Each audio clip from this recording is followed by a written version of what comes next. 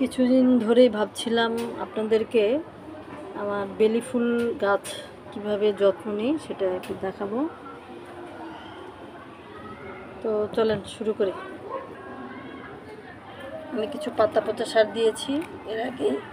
এখন এটার উপরে আমি গোবর সার, পাতা পচা সার এগুলো দিয়ে এটা চাপা দিয়ে দিব। এখানে আছে আমার ওই যে গোবর, পাতা পচা সার, এগুলো আমি এখন এই যে সাইড দিয়ে এভাবে দিয়ে দিব। এটা হচ্ছে আমি 15 দিন পর পর এভাবে দিয়ে থাকি। গোবর সার আর পাতা পচা সার এটা হচ্ছে আপনার যে কোনো গাছের জন্য একটা উৎকৃষ্ট খাবার। আর ছাদ বাগানি, বারান্দা বাগানিদের জন্য তো এটা না দিলেই হয় না। আমি এখন গাছটা কাটিং করে দেব। এই যে দেখেন এখানে আমার একটা লম্বা ডাল হয়েছে, দেখতে পাচ্ছেন?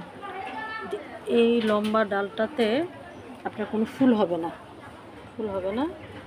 এটা আমি এখন এই যে এখান থেকে কেটে দেব। এখান থেকে কেটে দেওয়ার পর হবে কি, যে এখান থেকে আবার শাখা বের হবে। এই কিছু ডাল আছে এখানে দেখেন, এগুলোতে ফুল চলে আসছিল, এগুলোও কেটে দিব। তাহলে এখান থেকে আবার আপনার ফুল বের হবে।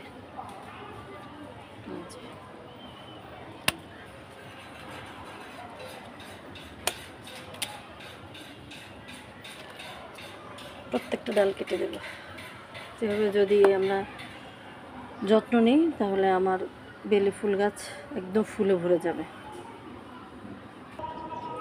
এভাবে যদি আমি প্রত্যেক মাসে 1 মুঠো করে গোবর সার আর হচ্ছে পাতা পচা সার দিয়ে দিতে পারি আর কাটিং করে দিতে পারি, তাহলে আমার ফুলেরগুলো দেখেন এই যেভাবে একদম খুব দ্রুত কলি চলে আসবে। প্রত্যেকটা ডালে কলি চলে আসবে, এই যে দেখেন।